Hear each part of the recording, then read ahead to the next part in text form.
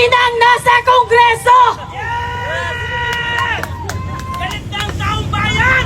Mga putang inang nasa Kongreso, makinig kayo! Hindi nyo pera ang binibili ng mga sasakyan nyo! Isauli nyo ang pera sa taong bayan! Hindi namin deserve! Hindi namin deserve ang mga underperformance nyo! Wala kayong karapatan na tawagin na honorable dahil wala kayong honor! Mga putang ina! Lumabas kayo dyan!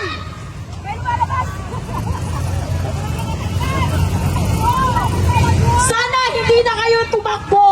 Kung tumakbo lang kayo para punuin ang mga bulsa nyo, nakakahiya kayo. The world is watching. And this is the kind of Filipinos that we are putting on the front line. Nakakahiya kayo. Dinudungisan nyo ang pagiging Filipino ng Pilipinas. Mga putang ina kayo! Lumabas kayo dyan! Kayong lahat! Mga putang ina! Darating ang araw na mapupuno ang taong bayan. Tandaan nyo to. Walang makakaligtas. Kahit yung mga pamilya nyo na abroad ng abroad, nagpapakasasa sa pera ng taong bayan. At sa mga Filipino na nakikinig lang, walang ginagawa. Dahil hindi pa sila apektado ng korupsyon. Dahil hindi pa sila naabot ng korupsyon. Ito ang sinasabi ko sa inyo. Kapag wala tayong ginawa ngayon, mas mabuti na lang na wala tayong gawin until forever. I do not care. If you stay silent right now, just stay silent as quiet as a mouse forever. Dahil hindi nyo alam ang impact ng inyong pagiging neutral. Nang wala kayong kinu-call out, it's like an indirect permission given to these corrupt officials on the House of the Representatives. Parang sinasabi nyo sa kanina na okay lang na nakawan nila tayo, na okay lang na mag-planter sila sa putang inang pera ng taong bayan. Ito ang isipin nyo. Ilan ba ang total population ng Pilipinas? We're more than 100 million. Let's just do a traditional calculation. Ipagpalagay natin, merong 1 million working class earning minimum wage of 500. Let's just say it's 500. Do you really think that 500 pesos that a minimum wage earner is earning for that day, may matitira? Wala. And what is the 12% value-added tax for that 500 pesos that the 1 million traditional assumptive numbers, ano ang value? It's 60 pesos for the 500 pesos spent for on a daily basis. So ipagpalagay natin 60 pesos and merong 1 million minimum wage earners, that's 60 million pesos of value-added tax na napupunta sa pamahalaan. 60 million pesos. And come to think of it, it's not just value-added tax, it's not just 1 million Filipino minimum age earners. Ang daming tao, putang ina. Try to multiply 60 million pesos on a daily basis times 50 million Filipinos. Ang yaman ng Pilipinas. Pero meron tayong ospital na walang gamot. Meron tayong mga public hospital na walang higaan. At kung meron man, sira-sira ang higaan. Sasabihin na walang ayuda kung hindi magbibigay si Martin Romualdez. Putang ina mo, bakit pinangalanan mo ng Romualdez Hall ang isang espasyo na nasa Kongreso? Hindi mo pera yan. Hindi mo pera yan. Ang kapal ng pagbumukha niyong lahat. You are doing a syndicated organized plunder against the Filipino people. Nakakahiya kayo. Ayokong maging Filipino dahil kung kayo lang ang halimbawa ng pagiging Filipino, mas mabuti na lang na hindi ako maging Filipino. Nakakahiya kayo. Habang ang mga tao, ang mga ordinaryong tao ay nag-TTS, pumipila sa mga barangay health center na walang gamot. Kahit paracetamol, sasabihin ni Kapitan, walang budget. Walang budget kasi ninanakaw. Binibili ng private jet ni Martin Romualdez. Binibili ng Hermes ni Clodenco. Binibili ng Balenciaga ng mga putang inang nepo wife and nepo mistresses nyo. Mga putang ina nyo. Ang hirap, hirap, hirap, hirap na trabaho. Kami mga, it's not an excuse. It's not even a valid reason to say that ang Pilipinas is mahirap. Mahirap ang Pilipinas dahil lazy ang mga people. That's not true. Take a look around. Kahit yung mga tao doing a manual labor, kahit yung mga drivers, kahit yung mga jeepney drivers, kahit yung mga nagbibenta sa bangketa, they double time to earn a few hundred pesos, to pay taxes, to contribute sa mga lavish lifestyle ng mga putang inang nasa Kongreso. Sa mga Pilipino, I urge you, sa mga dumadaan dito, magsalita kayo, makisali kayo, makilaho kayo. Walang dilawan dito, walang kakamping, walang Duterte supporters. We do not need you to be anything. We just need you to be a Filipino, standing for accountability, standing for responsibility of securing our future. Kasi kapag wala tayong gagawin ngayon, wala nang bukas ang Pilipinas dahil ninanakaw nila. Walang bukas ang Pilipinas para sa atin, para sa mga anak nyo, at para sa mga anak na anak nyo. Can you imagine? We're still paying the interest of utang coming from Marcos Sr. And here we are right now. We're gonna pay again for the fucking debt of the Philippines because of their fucking blunders in the House of the Representatives, in the Senate, and on the executive branch, Mr. Marcos. Ang kapal-kapal na mukha nyo, ang daming Filipino.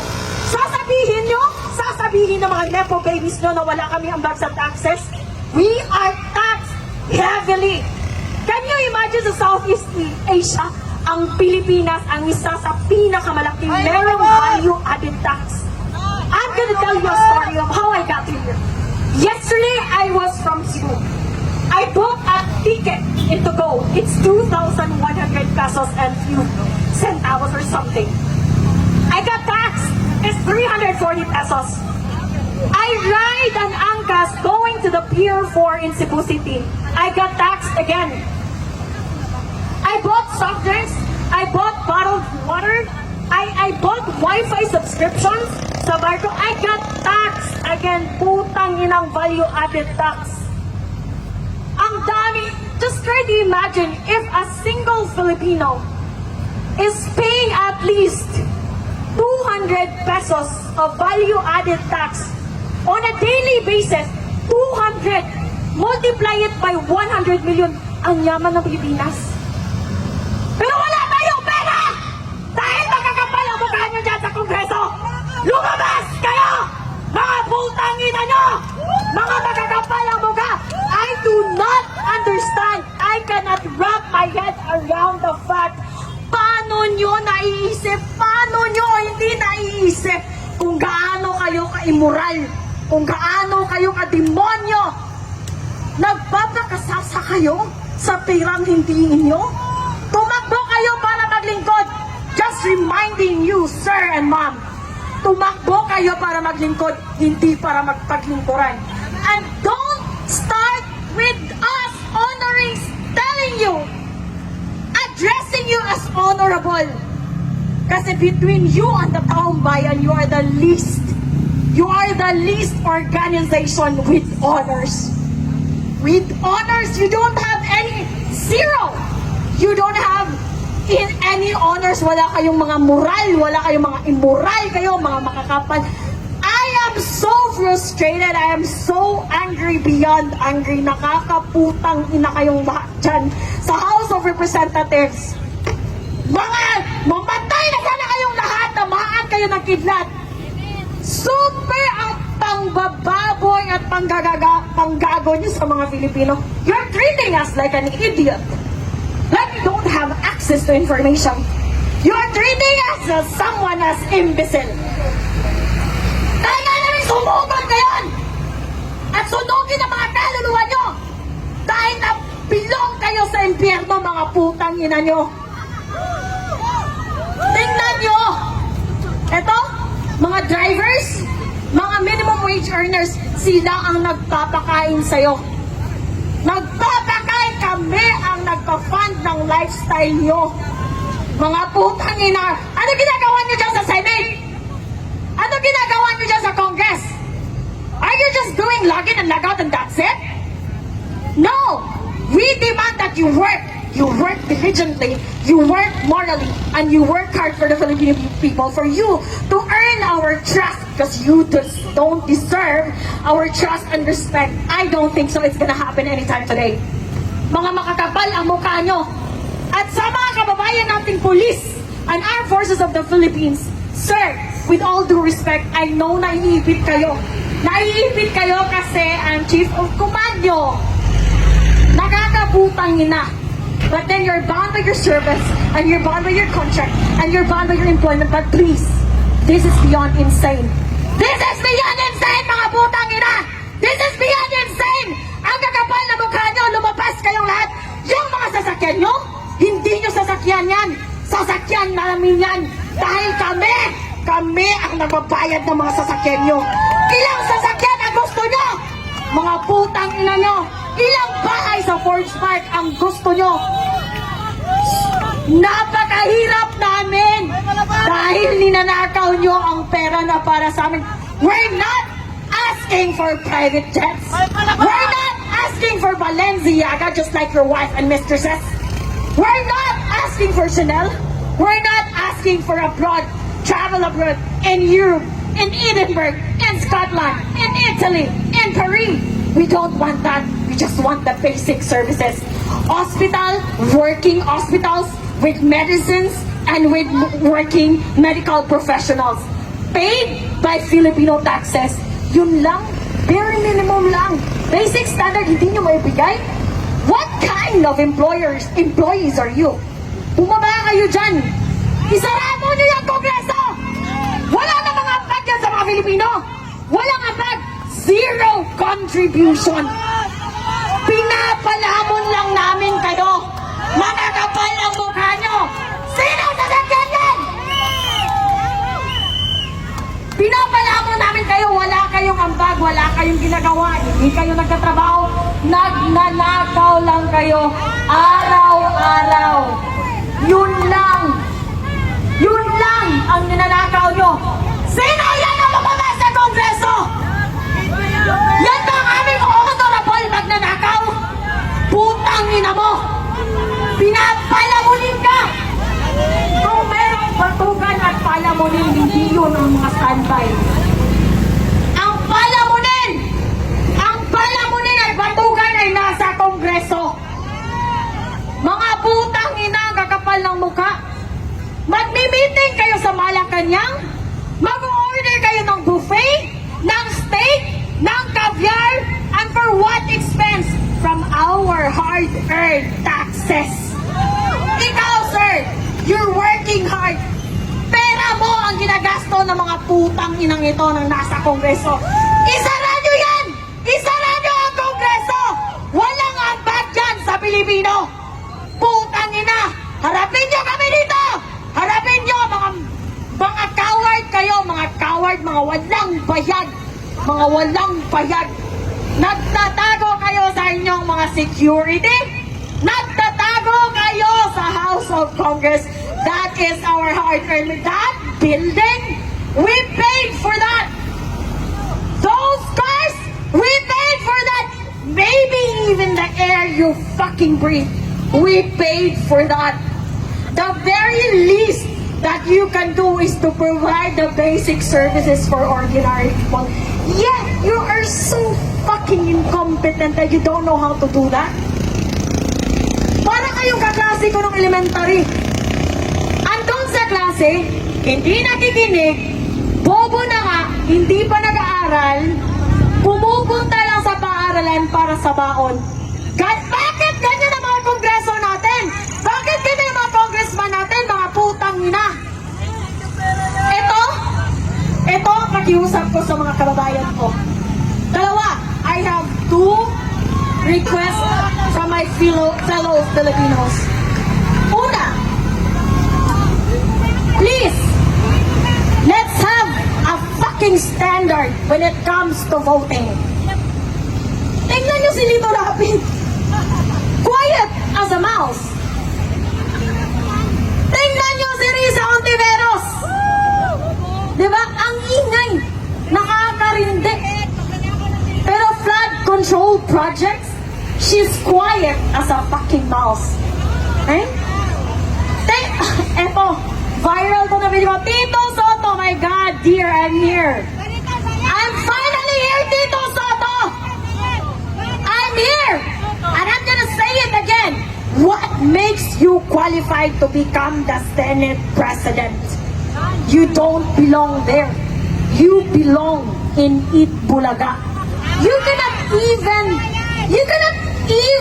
create a simple, cohesive, concise introduction. How are you gonna enforce, amend, approve laws? Being a politician is very technical. It's being very technical. Kapag bobo ka, umalis ka na dyan. Well, anyway, sabi nga nila, intelligence is limited. Stupidity is endless. Unfortunately, meron tayong endless supply of stupidity both in the House of Congress and in the Senate and in the executive branch. Nakakaputang ina nyong lahat. Hindi nyo pag-aari ang Pilipinas. Hindi nyo pag-aari ang taxes namin. Hindi nyo pag-aari ang mga Pilipino. Tumigil kayo. Tumigil kayo, bumaba kayo. Isauli nyo ang mga perang ninakaw nyo. Matanong lang, nasaan na si Martin Romualdez? Balita ko raw. He deregistered his private jet. Is that true? Patanong sa mga tuta mo dyan sa Kongreso. Tanungin mo sila. Pakitanong sa mga tuta ni Martin Romualdez dyan sa Kongreso. Where is your fucking boss right now? Did he go abroad with his stolen money? And he's not gonna come back here? Ito, tandaan mo, Martin Romualdez, we will not forget. Not even sa mga anak mo, sa mga anak ng anak mo, at sa mga anak ng anak ng anak mo. It will be an awesome reminder of the dark history of the Philippines that once upon a time, we have a lame duck sitting idiot president controlled by this evil House Speaker Martin Romualdez, aided and supported by his mini crocodiles at the House of Congress, supported by the senators na walang magawa sa buhay kundi maging achievement ang pagsisisi, paninisi sa previous administration. Wala na ba kayong achievement na iba? Yun lang? Ganon kayo ka-incompetent? Like even a simple person, ordinary person can see through all your evil intentions, can see through all your stupidity, the maneuvers, the cover-ups. We see through it all. Hindi kami bobo, mga putang ina nyo!